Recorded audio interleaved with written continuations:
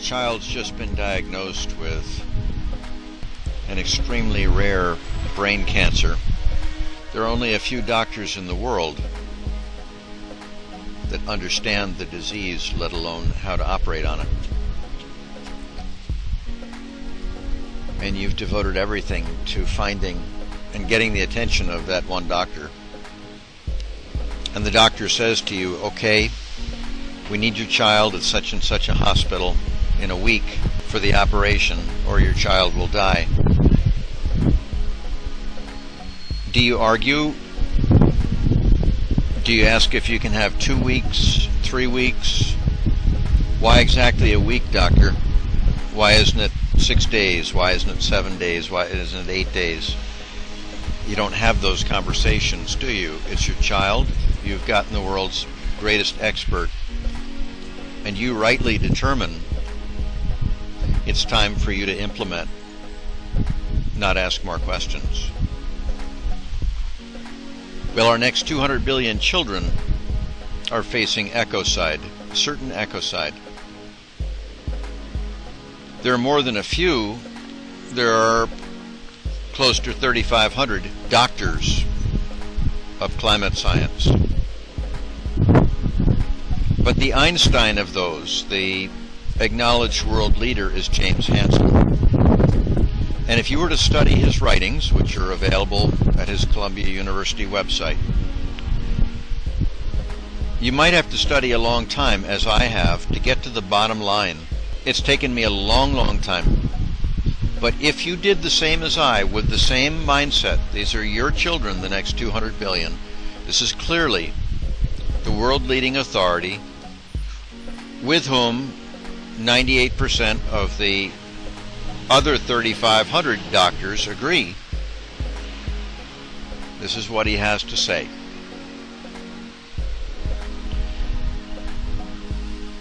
Indisputably, we are currently burning about 9 gigatons, 9 billion tons of fossil fuels every year. Primarily coal, followed by oil and rapidly rising natural gas. And our woods, our forests, account for about 20% of the emissions. And if you add up all that fuel that's being burned and turned into emissions, it's about 9 billion tons per year. Now, our history as a planet over recent years is that we are increasing the amount of fossil fuels we're burning about 3% per year. So in 2012, 9 gigatons. In 2013, a little more than 18 gigatons for that 3% increase, and on and on and on and on. So the cumulative burning of fossil fuels by 2050 is headed toward over 600 gigatons additional put in the atmosphere starting today. Well, the diagnosis from Dr. Hansen that 3,500 of his peers agree with is that on top of the hundreds and hundreds of gigatons of greenhouse gases that we've already put in the atmosphere, and they stay there up to 1,000 years.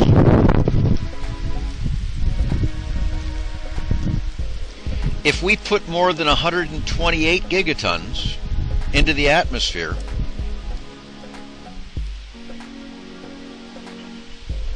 it will have such a warming effect that it will be practically, virtually impossible to ever reverse the effects, and to reverse them before they irrevocably trigger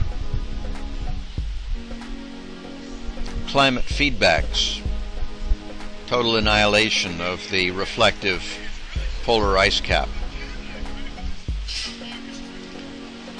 the unstoppable melting of Greenland and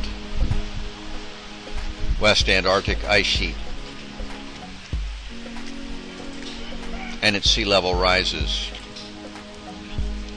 The killer weather that will replace the benign weather of the last 10,000 years. That on top of the hundreds and hundreds of gigatons that we've burned in the last 100 years, largely in the last 30 years, we have 128 gigatons we can yet burn. Now, Plan A, world economies as usual, world governmental plans as usual. We're on a 3% per year increase. And we will have burned that maximum total allowance of 128 gigatons by the year 2023. 11 years from now.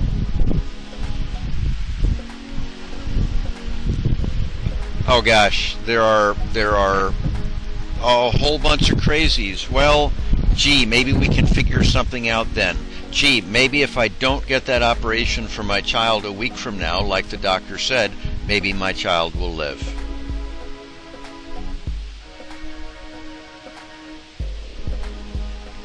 That's not who I am, and if that's who you are, then you might want to listen a little bit longer.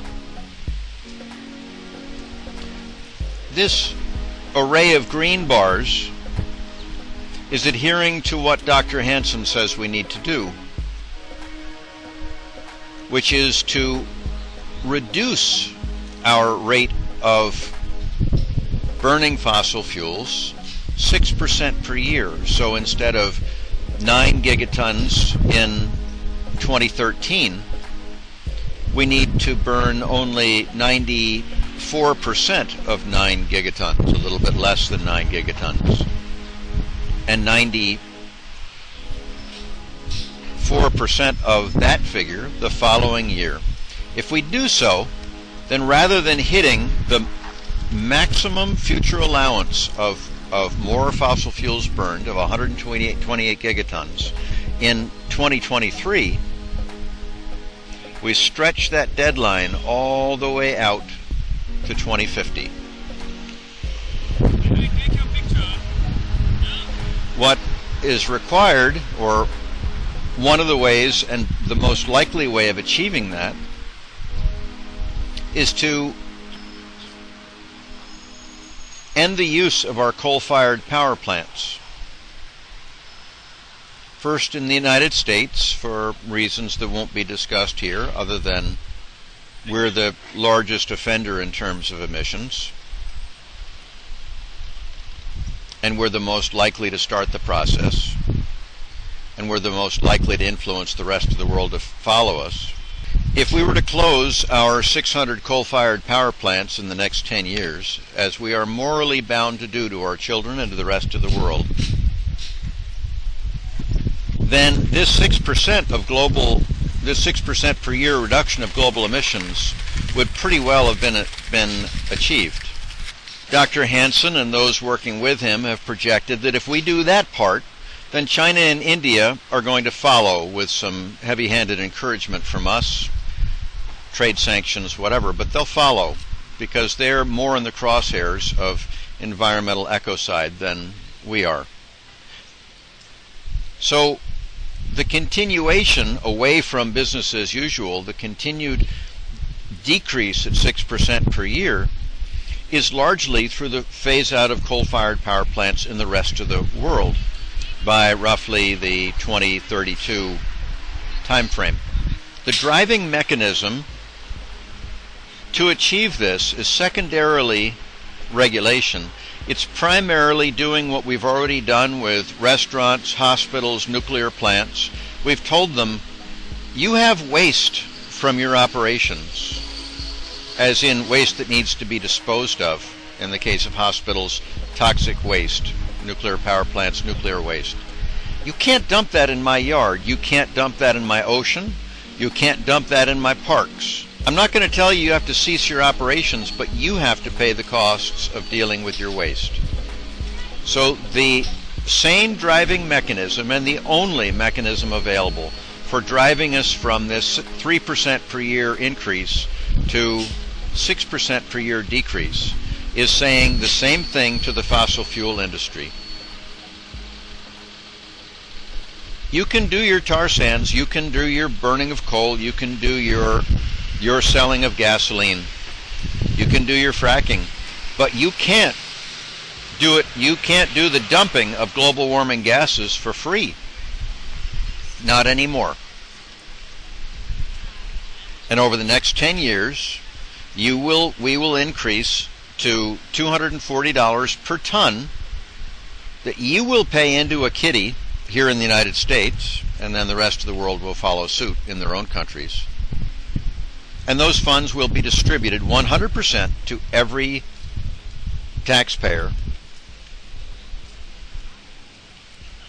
every registered citizen in this country. By $240 a ton, it will come to over $1 trillion a year in monies, and in a family of four, about $20,000 a year, $18,000 to $20,000 a year in monies that will be distributed to them to do with what they want.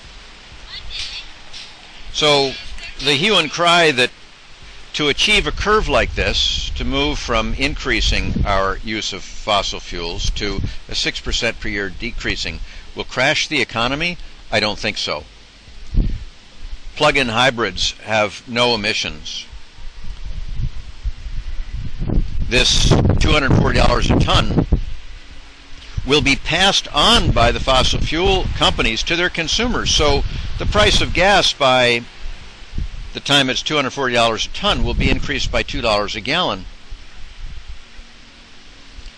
And a family of four is collecting $20,000 a year. I think they can afford that plug-in hybrid running off of wind power at $1 a gallon with that $20,000 a year that they're getting.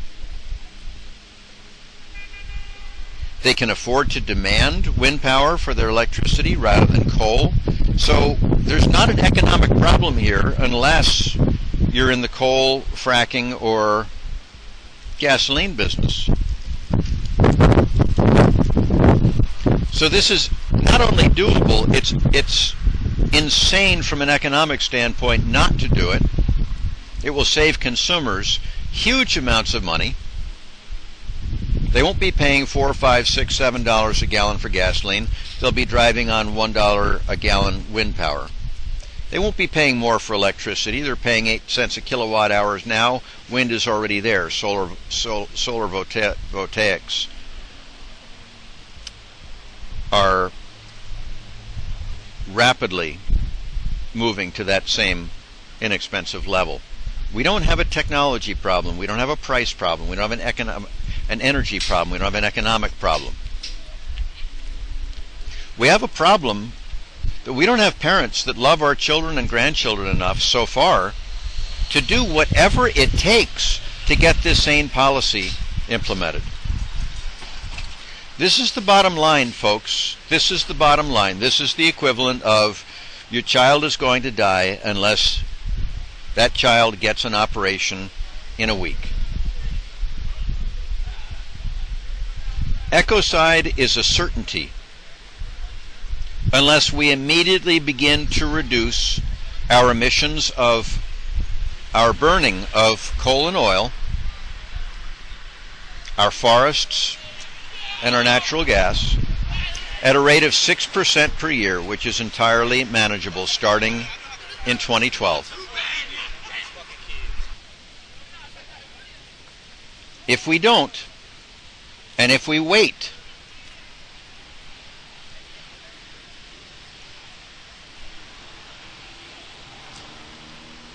the deal is really sealed within the next couple of years, but we pass the ECOCIDE threshold of an additional 128 gigatons of fossil fuels burned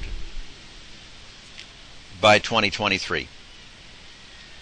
If, as appears entirely unlikely, people stand up at a fraction of the risk of 100,000 people in Tahrir Square in Egypt 2 years ago, or the women's suffragists, or the civil rights workers, a fraction of the risk, and drive through this sane, utterly moral policy, then we don't hit that threshold until 2050, giving us all that time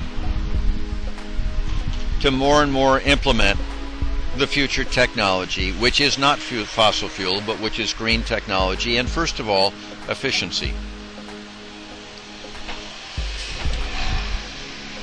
In this, roughly this time frame, although it can happen anywhere in here, we begin the process of naturally drawing down from the 425 parts per million of global warming gases by the planting of billions of trees around the world, and through soil management.